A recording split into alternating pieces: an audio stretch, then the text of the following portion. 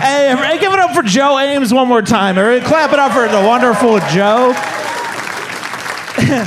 Am I hearing things, or when he said we got a special guest dropping in, somebody said Dave Chappelle?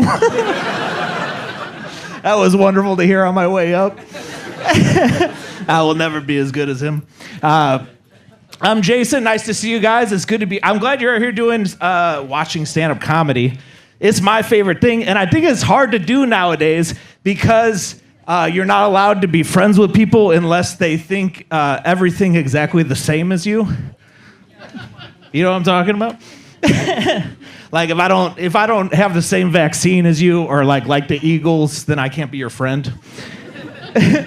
I want you to be able to laugh at me, even though I think that the moon was not necessarily natural. It might have been built. You know what I'm saying? I'm just saying, like, how come it perfectly lines up with the sun during an eclipse, even though one's closer? Isn't that weird? Anyway. My point is just that I grew up in Northwest Indiana. Ever heard of it? And where I was growing up, you had to be friends with everybody. You know what I mean? Like, no matter what they did. And they all did something, you know? It was very poor and bad over there. And if you weren't friends with everybody, then you could never get enough copper together to buy drugs. So you gotta like, no matter what they're like. Even if somebody, you know, you can't hate the one guy who doesn't root for the Eagles because he's got the gloves and copper tears up your hands when you're pulling it out of a building. And it made me like this, like, I'm flexible. I don't need to unfriend you on Facebook if we don't agree. I like everybody. You know what I mean? Like our host, Joe, he's my friend. I don't care that he said to me that little people might not have souls because it wouldn't fit. You know? I don't care that he said that. That's my friend Joe, and I'll defend him.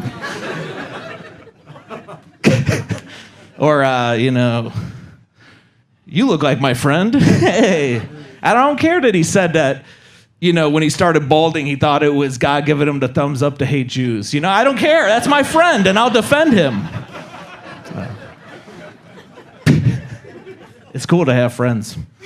I'm sad because clearly the economy is still in the shitter. Am I right, folks? What happened to all the vape stores and karate dojos? There's like none anymore. I think I voted for the wrong guy.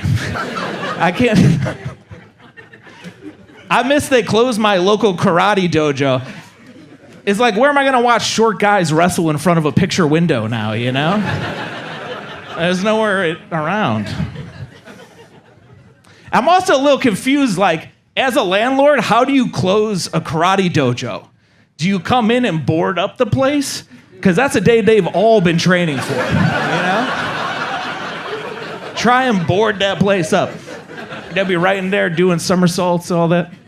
You can't stop them. It's you guys, anybody here for Valentine's Day, huh? Nobody, huh? Well, it turns out that I'm experiencing a love many of you will never know. I'm in love.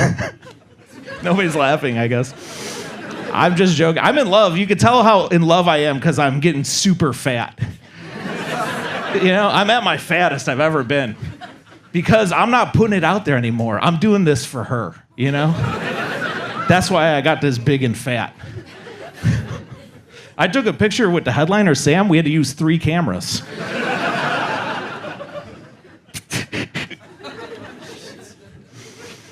Anyway, it's good to be a big fat guy. It's tricky.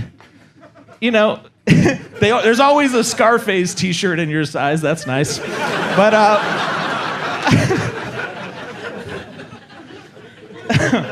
but I almost got turned gay one time. That's how fat I've become. There's a bunch of gay guys, they were going to the bathroom to do poppers, and I was like, jalapeno poppers? They almost got me. We've lost a few to that.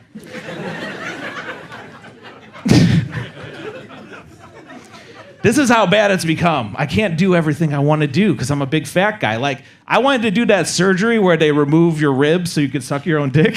And I'm like, that sounds pretty good. Sign me up. But the doctor said it's not going to work because you're too fat and your dick's not long. And so he said, if we're going to make this work, we got to remove all your ribs. And I was like, all right, I guess I'll do that.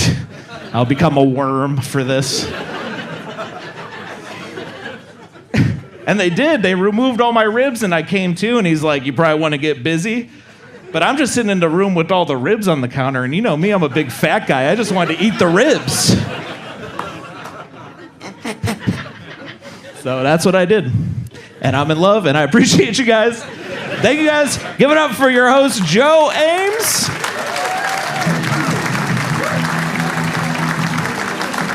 Jason Melton, everybody. Let him hear it.